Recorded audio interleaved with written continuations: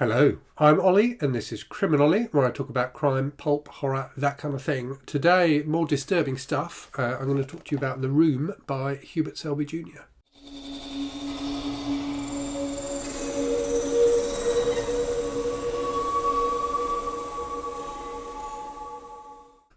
So I should probably start by clarifying that this book has no connection, sadly, to the Tommy Wiseau film of the same title. This is a much darker and less amusing affair. So a really challenging book in many ways, not just because of the darkness and bleakness of the content, but also because of the structure of the book. So it's quite a difficult book to read, just because of the way it's written as much as anything else. So as are all of the books in this Disturbing Books project that I'm doing at the moment, this was recommended by commenters in comments on my videos where I've been talking about disturbing books. Hubert Selby Jr. is one of those authors I was very much aware of but had never read until now. So this is his second one, his second book. His first was Last Exit to Brooklyn, which again, I haven't read but was very aware of because the movie, which I have to say I haven't seen, but the movie came out when I was, I'm guessing, about kind of 18. So and when I was quite interested in kind of more disturbing and extreme cinema and things like that, and it certainly had that reputation. So yes, and I also haven't seen the movie of Requiem for a Dream, one of his other books, which also I haven't read. So anyway, this is my first taste of Hubert Selby Jr. is what I'm trying to say.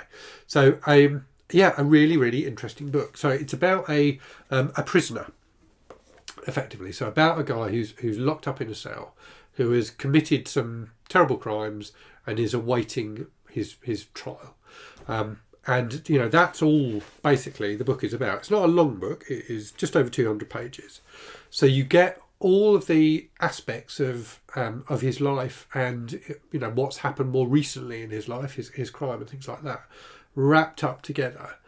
But you get them presented to you really as a stream of consciousness from him a lot of the time. So like weird instances from his childhood, terrible acts of cruelty he's been involved in. So there is, trigger warning, there is a lot of animal cruelty in particular in this book, some really quite horrific stuff. So yeah, there's all of that, and the book really does skip about a bit. You also get sections which are like courtroom sections where his crimes and his trial is kind of played out on the pages for you. But there's also a sense of so he is clearly a person who has done terrible things, and I think what Hubert Selby Jr. is trying to do in the book is position him in society so that you can understand to an extent why his actions have occurred, where these terrible things came from, and the way in which he, as the perpetrator of crimes, tries to justify them to himself. But you also get this broader sense of the world that this character inhabits, and the fact that he is by no means the only terrible person in that world. So whilst he is the focus of the book, whilst he is the person who has been imprisoned, whilst he is the person who's on trial, and who the weight of society is like interrogating, is looking at, is trying to punish. Whilst that one character is the centre of all of that, everyone in this book is pretty awful. So there are loads of other horrible things that happen in this book that are nothing to do with the central character, or at least are not directly triggered by him, which just paint a very bleak picture of a horrible world, basically, and the effect of the imprisonment on the mind of this person is particularly clear. So you can feel his sanity kind of slipping away through the pages of the book. So it's really powerful from that perspective. It did make me reflect on the justice system and the way we punish people for crimes, and the fact that sometimes imprisonment is not the right answer. And I'm not saying, given the crimes this character committed, that it wasn't the right answer in this case, this fictional case. But it did make me think about that. And certainly, we have across the Western world, we have very different approaches to incarceration. And, in countries like, in the US, it's incredibly common. In the UK, it's pretty common. But then in some, more liberal democracies, it's much less common. And they focus, in like Scandinavia and places like that, they tend to focus more on rehabilitation and things like that rather than more punitive forms of justice.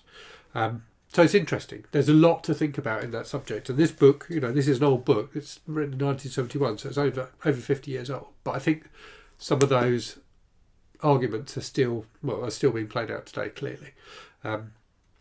So it's interesting. It's a very, very interesting book. But, as I say, difficult to read. A, because some of the content is just horrific. But also because it does skip around, because, as I say, a lot of it is stream of consciousness.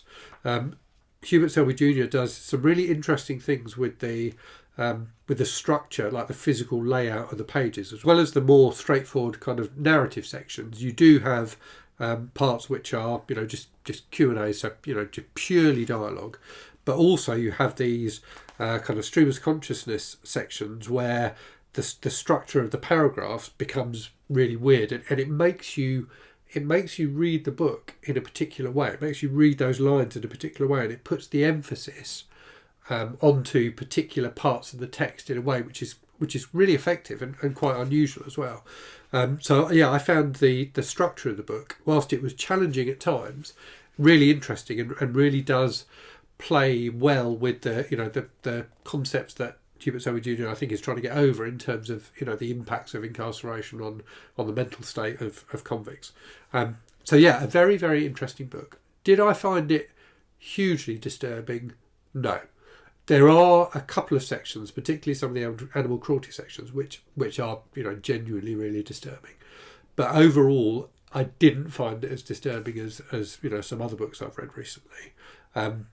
But I did think it was a very good book. It's a book it's one of those books where I haven't stopped thinking about it since I finished reading it. There's a lot to reflect on in this book, both in terms of the style of it, but also, the content and the message. So I would definitely say it's worth reading, and I'm going to look out for some more Hubert Selby Jr. books soon, and give those a try as well. There's one called, I think, The Demon, which has been recommended by a few people, or maybe it's The Devil. Anyway, one of those.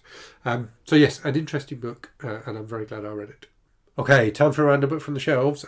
This, like many of them, is one I haven't quite got to yet, but I was just looking at it and it's really short. The print is big, the margins are huge, so I'm definitely going to have to try and read it soon, because it's one I can tick off my Read What You Own challenge very quickly. So I didn't realise this was a book. So the book, by the way, is Election by Tom Perrotta. So I didn't realise it was a book until I saw it featured on the channel Horror and Inconvenience. So I really like the movie that had Matthew Broderick and Reese Witherspoon that was based on this book. So the story is about a girl trying to become like class president, and her interactions with one of the teachers at the school. So a fantastic movie, and very much looking forward to reading the source material as well. So I hope you found that interesting. Let me know if you've read The Room or any other Hubert Selby Jr. books. Let me know which ones you think I should read next. And as always, thanks very much for watching. Hope you're safe and well out there. Hope you're reading good stuff, and I'll speak to you again very soon. Cheerio.